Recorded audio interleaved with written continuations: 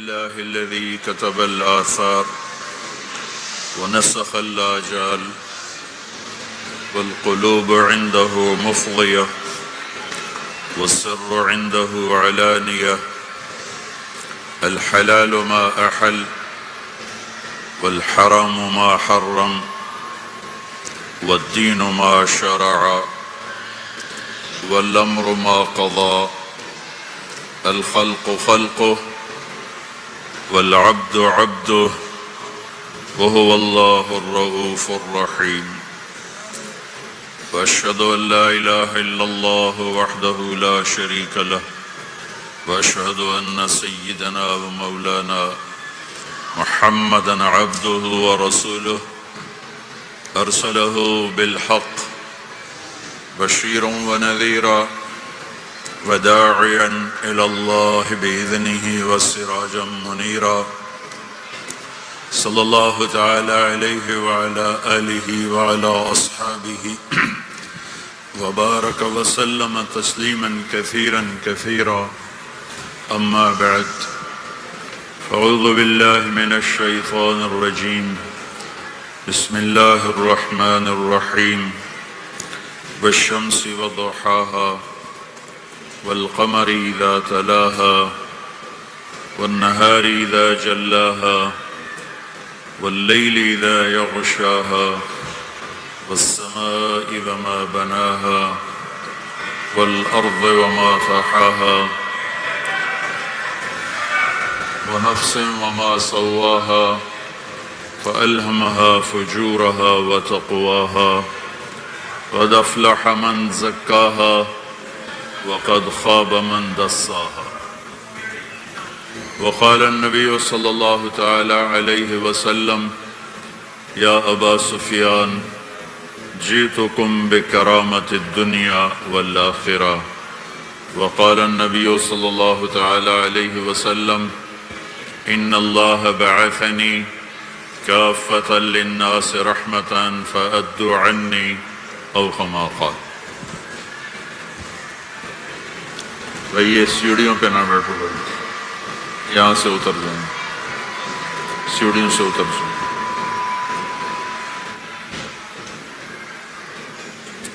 مجمع کے سامنے کوئی نہ ہے بس. میرے محترم بھائیوں بہنوں،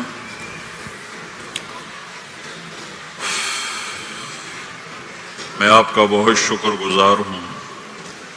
آپ اتنی محبت سے تشریف لائے. 17 سال ایک بڑی مدت ہوتی ہے. جولائی 2000 میں آخری دفعہ آمد ہوئی تھی.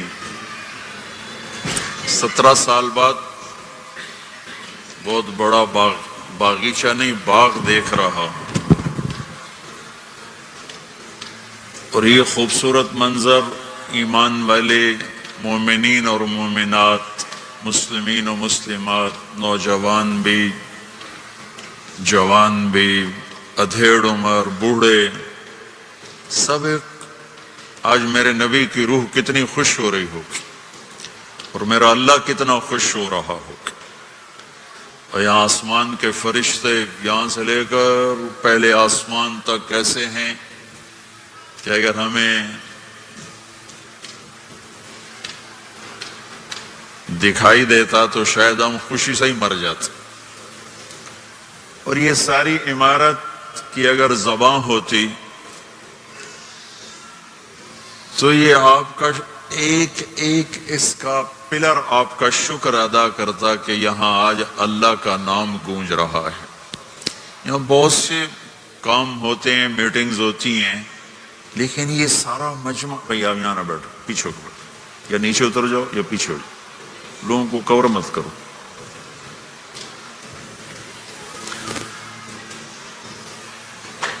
آج اللہ بھی خوش ہے، اس کے فرشتے بھی خوش ہیں، میرے محبوب صلی اللہ علیہ وسلم بھی خوش ہیں کہ میری امت جمع ہے.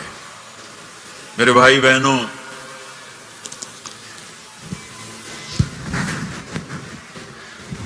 بات کرنے کے لیے پاکستان میں لوگ تھوڑے نہیں ہیں، آپ تو بہت تھوڑا سا مجمع ہے اس کے لحاظ سے، لیکن میرے نبی کا امتی اگر کسی جنگل میں اکیلا رہتا ہے تو مجھے وہاں تک بھی جانے کا حکم ہے،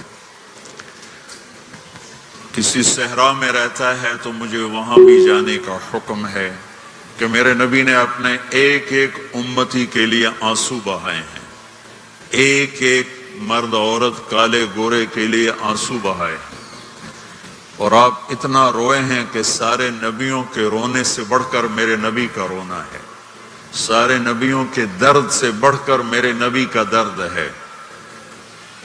مدینے کی فضا گواہ ہے کہ اس میں آپ کی آہیں، فریادیں، رونا دھونا گونجتا رہا 10 برس۔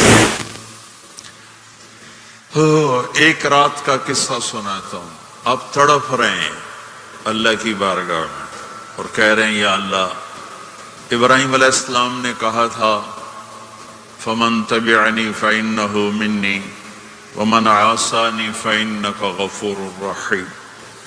عیسیٰ علیہ السلام نے کہا تھا إِن تُعَذِّبْهُمْ فَإِنَّهُمْ عِبَادُكَ وَإِن تَغْفِرْ لَهُمْ فَإِنَّكَ أَنْتَ الْعَزِيزُ الْحَكِيمُ۔ دونوں انبیاء کی بات کا مفہوم یہ ہے کہ یا اللہ، چاہے تو عذاب دے میری امت کو، اور چاہے تو معاف کر، تو مہربان ہے۔ میرے آپ کے نبی نے کیا کہا؟ یا اللہ، نہ میں ابراہیم کی کہتا ہوں، نہ میں عیسیٰ کی کہتا ہوں، میں اپنی کہتا ہوں، یا رب امتی امتی، یا رب امتی امتی، یا رب امتی امتی۔ یا اللہ میری امت کو معاف ہی کر، معاف ہی کر، معاف ہی کر، کر یا نہ کر، نہیں معاف ہی کر۔ اور اتنا روئے کہ داڑھی آنسوں سے تر ہوئی، عرش ہل گیا۔ اللہ نے جبریل کو بھیجا۔ اللہ کو تو پتا ہے کیوں رو، ہم تک پیغام پہنچانا تھا۔